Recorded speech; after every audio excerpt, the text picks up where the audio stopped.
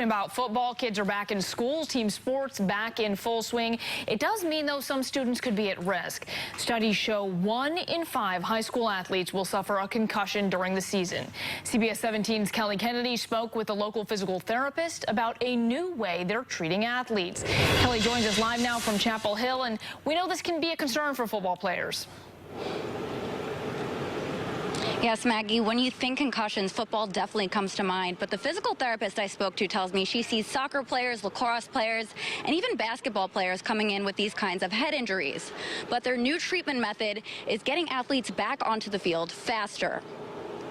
Spread your feet out. Dr. Kristen Somerville knows exactly how it feels to have to sit on the sidelines after a head injury. And I was actually always injured myself, so I wanted to be the person that helps get people back on the field. Now Somerville works for Breakthrough Physical Therapy.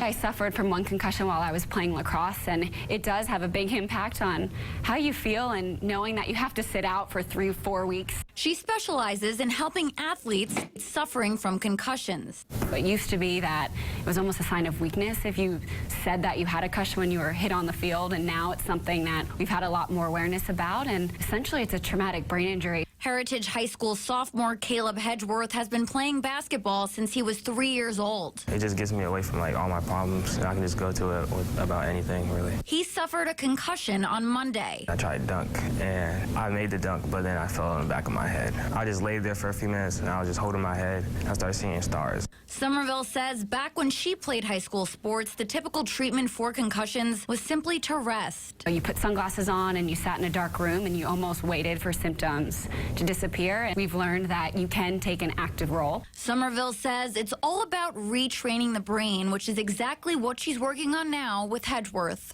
I get sad sometimes because I want to go play basketball with my friends and stuff, but I just have to sit out. Somerville says with her help, Hedgeworth should be back on the court in no time. I think it's wonderful that I can do something to get people back to doing what they love and to not have to suffer as long as, I did during mine.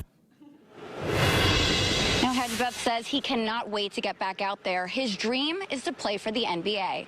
Reporting live in Chapel Hill, I'm Kelly Kennedy for CBS 17 News.